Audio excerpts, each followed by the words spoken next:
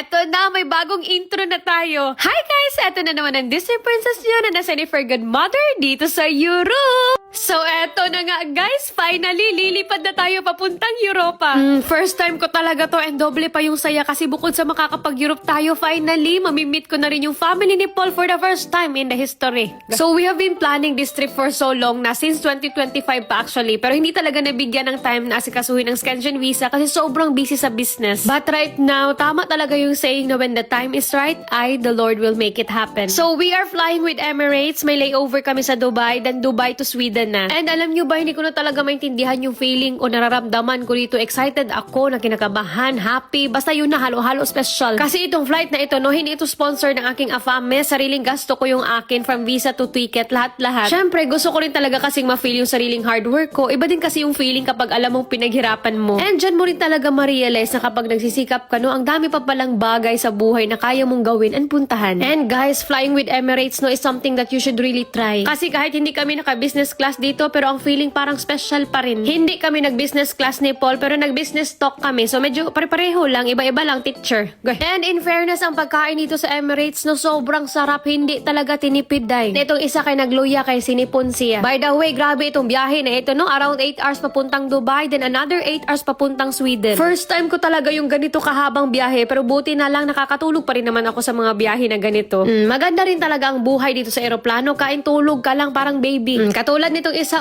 nagnganga na. Sana all kahit nakanganga, photogenic pa rin. Parang nag-modeling ng IMAS. By the way, andito na kami sa Dubai, guys. Diyos ko, 8 hours na lang, nasa Europe na tayo. So, naghilamos muna ako dito para fresh tayo. Nag-change din ako ng panty dahil kay masig mga lisbo ang mga kuan dyan. So, nag-wait lang kami dito sa Dubai no ng almost 2 hours, then lilipad na rin papuntang Stockholm, Sweden. And still flying with Emirates. Kahit sumasakit na yung lubot ko dito sa kakaupo, no, okay lang kay basta masarap ang pagkain, lalaban tayo kay food is the real motivation, baya. And habang papalapit na yung oras, no, mixed feelings na talaga ako na finally nakalabas na ako ng Asia for the first time. Nasa Europe na ako, mamimit ko na yung family ni Paul. At hindi ko rin alam kung anong mangyayari, kung magustuhan ba nila ako or hindi, o baka biglang mag-offer ng 50 million tapos sabihin na layuan mo ang anak ko. Ay, huwag kayong ganyan, tike, basin mapaisip tayo. Goy, biglang naging mukhang pera. This is it, eto na talaga, andito na kami guys. So hindi pa masyadong nagsisink in sa akin na nasa Sweden na ako kasi mas iniisip ko pa kung ano itatawag ko sa mama niya. Magmama ba ako or mamshi or sister? Guy, na-pressure na ang Disney Princess. And ito rin pala, ang family ni Paul is very low-key lang, hindi masyadong into social media. Actually, even si Paul nahihiya rin kung mag-video ba siya or hindi. Kaya yung video ng meet and greet namin, no, hindi masyadong nagkadimao. So, intindihin nyo na lang guys, kasi first time, shy type pa tayo, syempre. And yung susundo pala sa amin ngayon, no, ay ang mama niya at yung bunsong kapatid. Kasi hindi kami kasya lahat sa sasakyan, kasi ang dami naming gamit dahil. So, ang una nga namin nakita dito ay ang kapatid niya. Kaya ito na hindi nagkadimao ang video. Kasi si Paul nahihiya kasi baka hindi komportable ang kapatid niya. Pero buti na lang sinubukan niya mag-video. And in fairness, ang gwapo and ang tangkad ng kapatid niya. At single pala iyan, naghahanap ng jowa. Guys. And ito na nga, dahil Diyos ko panabangi, hindi na nagkakaayos ang video dito kasi naghahag na siya sa mama niya. Pero buti na lang na videohan niya rin kami.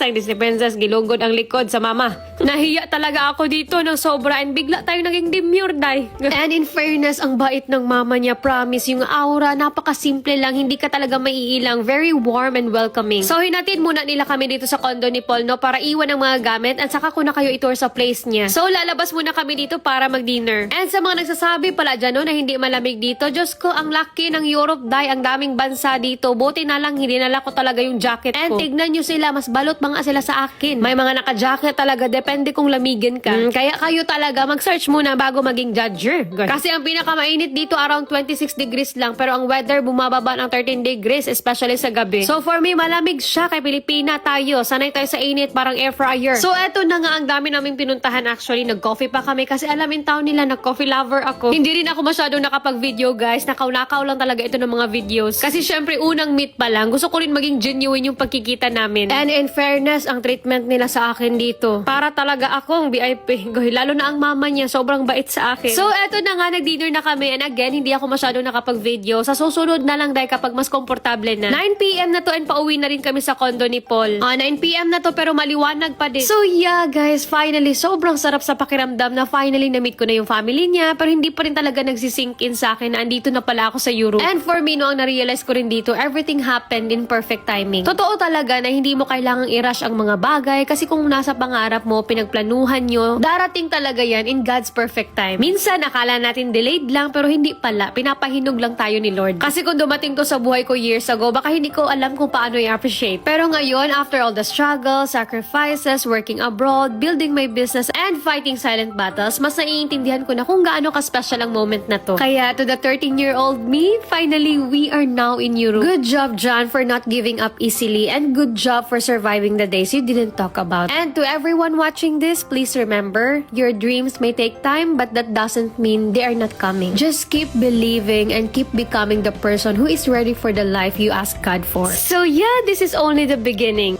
Thank you so much for watching and see you in my next mini vlog. Kupkunak ha!